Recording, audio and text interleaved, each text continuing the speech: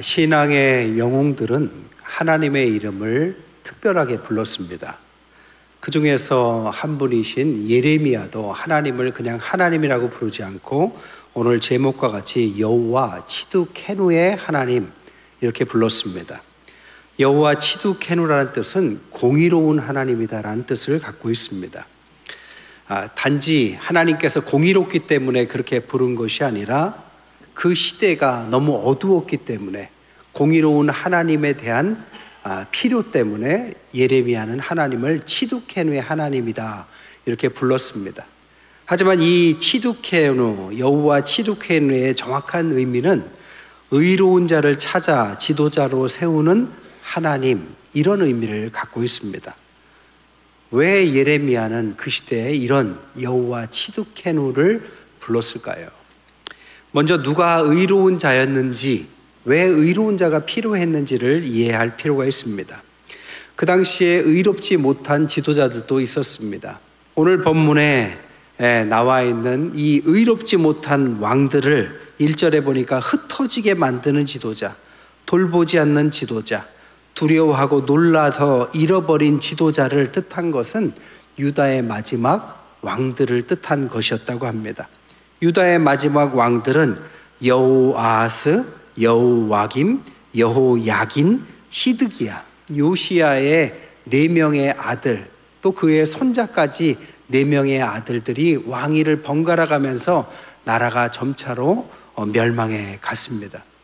예레미야가 볼 때 그 시대의 왕들은 의롭지 못했습니다. 나라를 지키지 못했고, 또 하나 더 중요한 것은 요시야 왕처럼 하나님 앞에 서지 못했기 때문이죠. 그래서 예레미야가 의롭다라고 말하는 지도자는 5절에 지혜롭고 정의와 공의를 행하고 6절에 구원과 평안을 주는 지도자는 대표적인 요시야 왕을 말했습니다.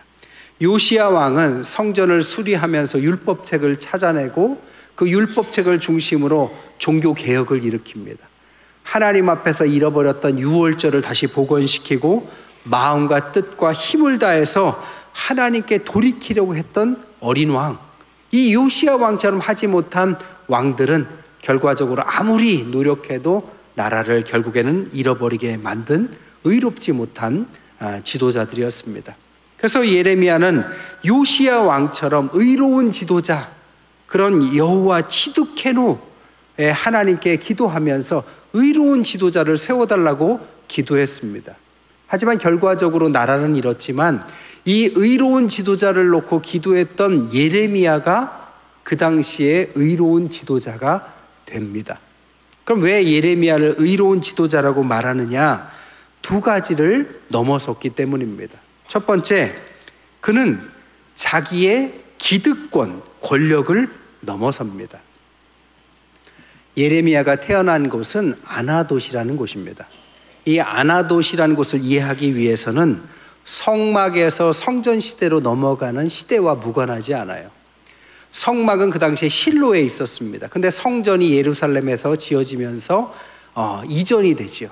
그러니까 권력이 이전이 됩니다. 그 사이에 제사장들 사이에서도 주도권 싸움이 일어나요. 다윗 밑에 2 계열의 대제사장 가문이 있었는데 하나는 사독이었고 하나는 아비아달이었습니다. 이 사독 계열과 아비아달 계열의 제사장들끼리 이 주도권 싸움을 합니다. 다윗 시절에는 그것이 평화로웠지만 그 아들대로 넘어가면서 권력 다툼이 돼요. 그런데 이 사독 계열은 솔로몬 왕을 밀었고 아비아달 계열은 아도니아를 왕으로 밀었습니다. 결과적으로 솔로몬이 왕이 되면서 아비아달 계열의 제사장들은 축출당해요. 그 축출당해서 간 곳이 어디냐? 바로 아나돗이라는 곳이었습니다. 그러니까 이 아나돗이라는 곳은 어디냐? 권력을 잃은 제사장들이 살았던 곳, 거기에서 예레미야가 태어난다는 겁니다. 특별히 예레미야는 그 당시에 제사장 힐기야의 아들로 아주 주목받는 제사장이었습니다.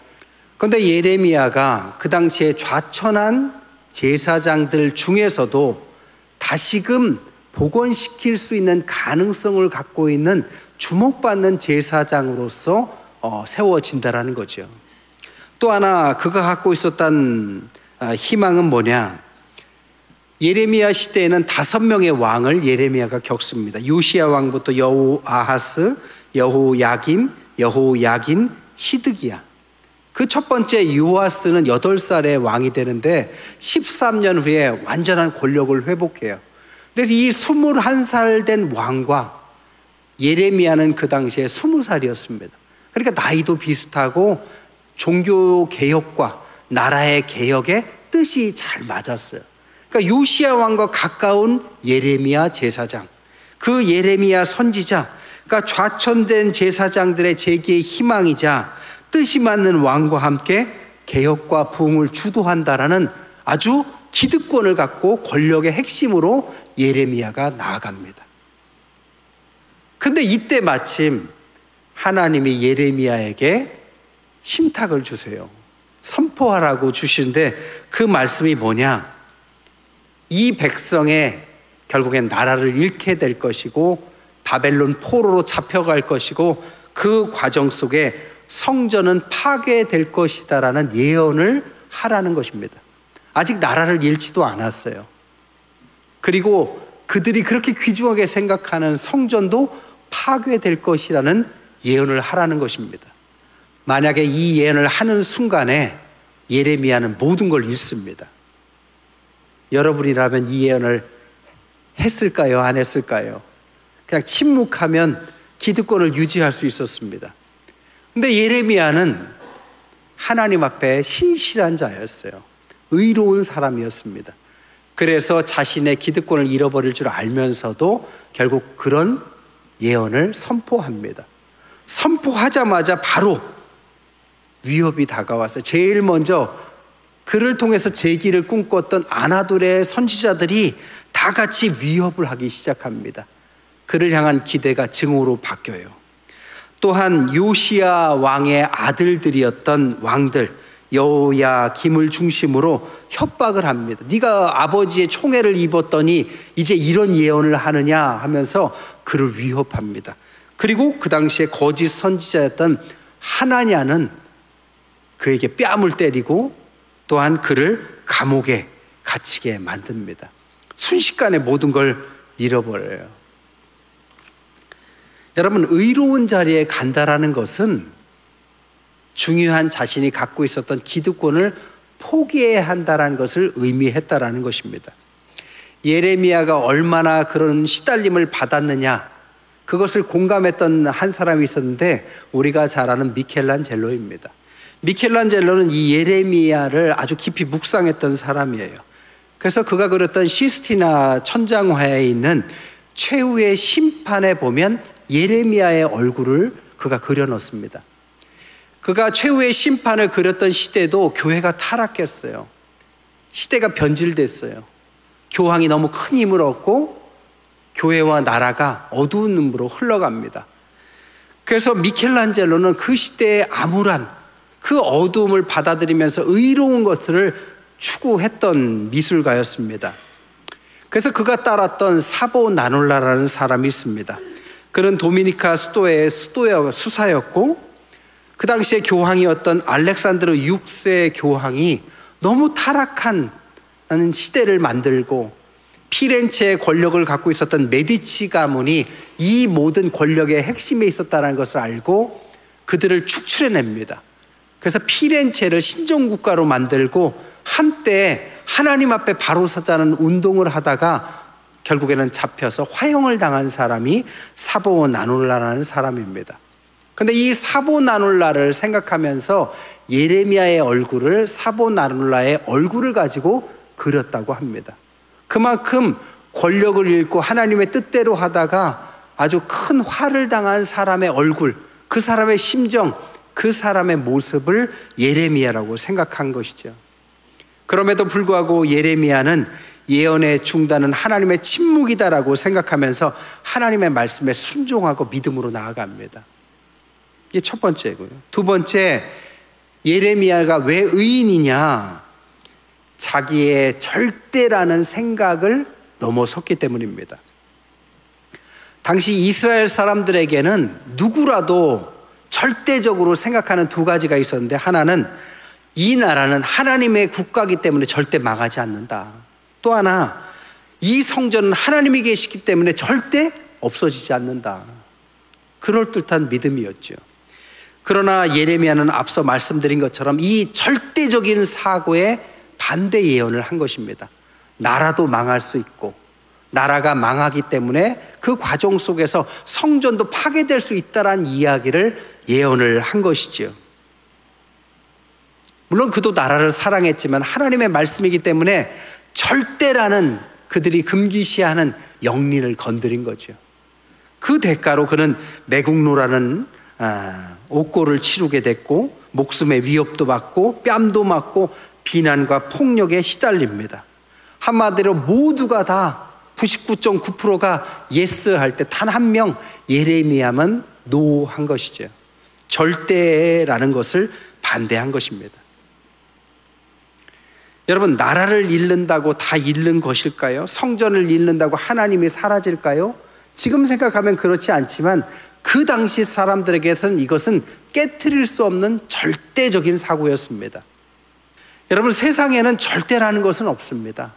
절대가 있다면 그것은 하나님뿐입니다. 하나님만 절대적이시고 다른 것들은 다 우리가 절대적이라고 생각하는 것뿐이지 절대라고 봐서는 안 되는 거죠. 실제적으로 이스라엘도 절대적이지 않았습니다. 이스라엘을 멸망시킨 바벨론이 절대적인 것처럼 보였지만 바벨론은 페르시아에 의해서 망합니다. 이 페르시아도 절대적인 것처럼 보였지만 그리스에 의해서 망합니다. 그리스도 절대적인 것처럼 보였지만 로마에 의해서도 망해요. 결국 나라라는 것이 시간을 길게 보면 흥망성쇠를 거듭하는 것이죠. 성전도 솔로몬 성전이 절대적인 것처럼 보였지만 결국 사라집니다. 그리고 스룹바벨 성전을 세웠는데 그것도 결국 사라지고 헤롯 성전을 세웠습니다. 그리고 나서 헤롯 성전이 사라지고 예수님께서 성전 되셨습니다.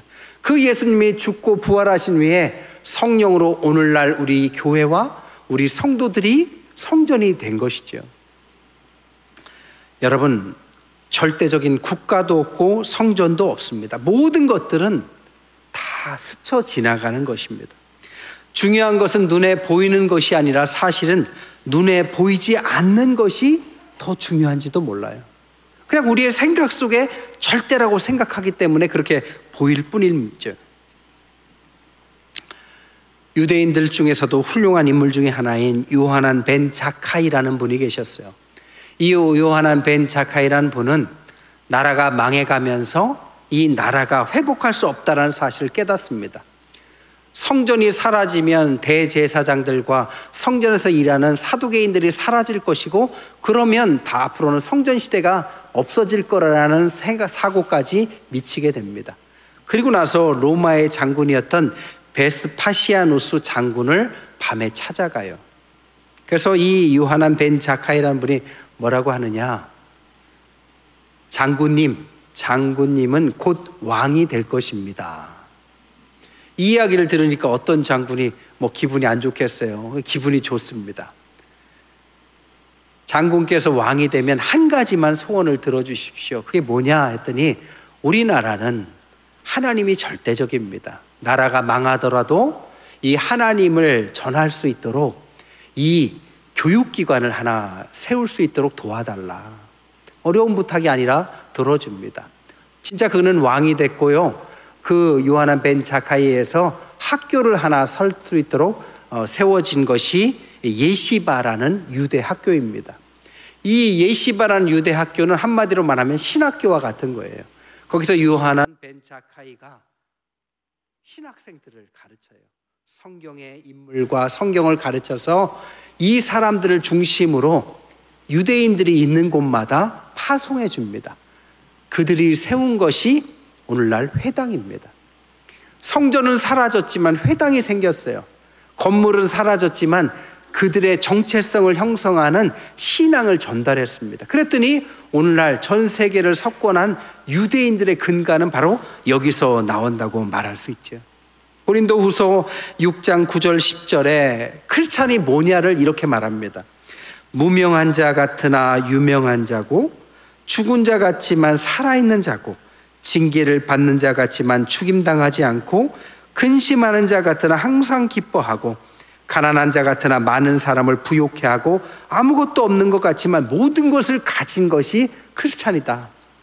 겉으로 볼 땐 별거 아닌 것 같지만 그들에게 그리스도 예수의 성령이 함께하고 주님의 뜻만 함께 있다면 어디로 가서 무엇을 할지라도 하나님의 뜻이 우리를 통해서 이룰 수만 있다면 그것이 바로 신앙인이다라는 것입니다.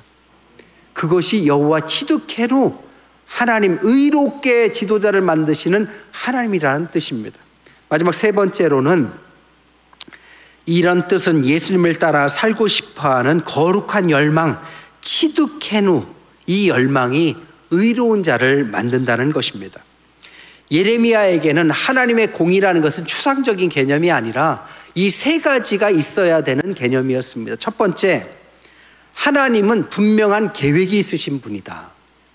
두 번째, 하나님은 그 계획을 분명히 실천하는 분이다. 그래서 예레미야 33장 1절부터 3절에 예레미야가 아직 시위대 뜰에 갇혔을 때 여호와의 말씀이 그에게 두 번째로 임하니라. 이르시되 이를 행하시는 여호와, 그것을 만들며 성취하는 여호와, 그의 이름을 여호와라는 이가 이같이 이르시도다. 너는 내게 부르짖으라. 내가 내게 응답하겠고 내가 알지 못한 크고 비밀한 은밀한 일을 내게 보이리라. 알지 못해도 하나님은 실천하고 계시다는 뜻이고, 마지막 세 번째가 하나님의 계획은 절망이 아니라 희망으로 이끄신다. 예레미야 29장 11절부터 13절에 여호와의 말씀이니라. 너희를 향한 나의 생각을 내가 아나니 평안이요 재앙이 아니니라. 너에게 미래와 희망을 주는 것이니라.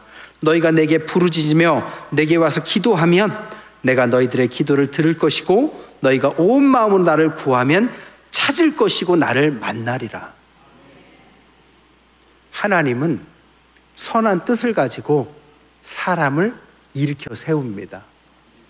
여러분, 희망이라고 하니까 그냥 좋은 뜻을 말하는 게 아니에요.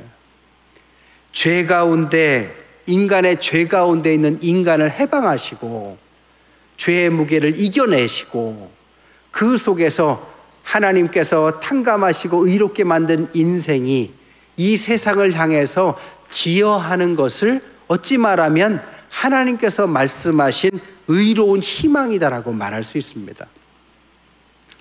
지난 주간에 여러분 기도해 주시고 후원해 주셔서 대전 교도소에 복음을 전하러 갔습니다. 대전 교도소가 2,900명의 재소자들이 있어요. 그 중에서 장소 관계로 800명 정도가 함께 예배를 드렸습니다. 제가 이제 설교하기 전에 특별 찬송 시간이 있었어요. 어떤 한 분, 제사자 중에 한 분이 나오셔서 이제 찬송, 특별 특송을 해주신 거죠. 근데 그분이 특송하기 전에 이런 간증을 해주셨습니다. 자신은 정말 죄인이래요. 강도 살인으로 사람을 죽이고 지금 30년형을 받았다고 합니다. 30년형을 받고 나서 지금 13년이 흘렀대요.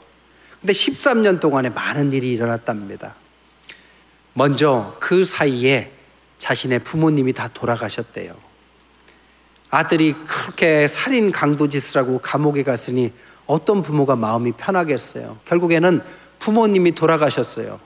돌아가셨는데 죄인이라서 이 장례식도 참석을 못한 겁니다. 이 죄책감에 시달려 살다 보니까 이분에게도 암이 생긴 거예요. 13년 동안에 부모님이 돌아가시고 암투병을 하는 사람이 됐습니다. 그러면서 인생을 돌아보고 자신의 과오를 뉘우치고 하나님을 믿게 됐습니다. 그래서 신앙인이 됐어요. 그래서 오늘 찬양을 하게 된 것입니다. 근데 그가 말하기를 그가 이렇게 찬양을 하지만 그가 죄에서 해방된 것이 쉽지 않다라는 사실을 고백했습니다. 그가 그렇게 살인 강도를 하고 복역하고 있는데 얼마 전에는 그가 가해를 입혔던 피해자의 자녀가 찾아왔대요. 그래서 와서 뭐라고 하느냐, 당신 때문에 우리 아버지가 돌아가셨다. 아버지가 돌아가시고 나서 우리 가족이 완전히 풍비박산이 됐다. 그것 때문에 나는 우울증에 걸렸고 그래서 나는 자살하고 싶은 마음이 들었다. 근데 나는 자살하고 싶은 마음이 들어 자살을 하고 싶은데 갑자기 우리 가족을 이렇게 박살낸 사람은 살아있다라는 사실에 분노를 느끼더래요. 그래서 당신이 찾아와서 지금 하는 말이 먼저 좀 죽어주면 안 되겠냐는 말입니다. 당신이 죽어야 내가 죽을 수 있대요. 여러분, 이런 이야기를 듣고 그분이 어떤 마음일까요? 저는 그 이야기를 들으면서 이분이 정말 죽는 것이 죄를 뉘우치는 것일까요? 그것이 성경에서 말하는 희망일까요? 그건 아닐 겁니다. 하지만 그가 30년 복역한다고 그 죄에서 해방된 것은 아니라는 사실을 계속 느끼면서 살아가는 것이죠. 그는 복역할 때까지 목숨을 보존할 것이고 하나님 앞에서 또 그 피해자의 가족들 앞에서 정말 참회하면서 살아가기를 다짐하면서 울면서 찬송을 하는 것을 들었습니다. 여러분, 우리의 인생 가운데 하나님께서 거룩한 열망을 주시는 것은 막 기분이 좋아서 희망을 얻는 것이 아니라 우리 인간이 죄인이라는 통렬한 절망, 그리고 나서 예수 그리스도를 통한 희망을 말하는 것입니다. 우리 인간이 벗을 수 없는 죄 속에서 예수 그리스도가 나를 위해서 돌아가시고 그리고 나서 내가 해방이 되어서 희망을 갖는 것입니다. 그래서 내가 사는 것은 그냥 사는 것이 아니라 주님을 따라 사는 것입니다. 주님을 따라서 주님이 죽고 부활하시듯이 나는 죽지만 이 땅에서 살아가면서 주님의 희망을 가지고 새로운 희망으로 세상을 밝게 빛내리라 약속하고 살아가는 그 희망을 붙잡은 사람들에게 여호와 치두케노, 지도자의 희망, 의로움이 생긴다라는 것입니다. 하나님께서 예레미야에게 말씀하시기를 내가 너를 모태에서 짓기 전에 너를 알았고 내가 배에서 나오기 전에 너를 성별하였고 너를 선지자로 세웠다 할 때 예레미야가 처음부터 아멘한 것이 아닙니다. 뭐라고 말했느냐? 나는 아이입니다. 말할 줄 모릅니다. 그때 하나님이 너는 아이라 하지 말고 내가 너를 누구에게 보내든지 너는 가며 너는 내가 무엇을 명령하든지 너는 말해라. 이 말에 예레미야는 아멘으로 화답했고 그가 여호와 치드케누 공의로운 지도자로 섰기에 이 말씀을 우리에게 전달할 수 있었고 이 말씀을 통해서 순종하는 자들 역사를 넘어서서 그 말씀에 순종하는 교회와 성도들을 통해서 오늘날도 공의로운 지도자가 세워진 나라와 민족 교회에게 하나님의 놀라운 부흥이 이어갈 줄 믿습니다. 그런 은혜가 넘치시는 우리 교회와 가정과 우리 나라와 세계가 되시기를 주님의 이름으로 간절히 축원드립니다.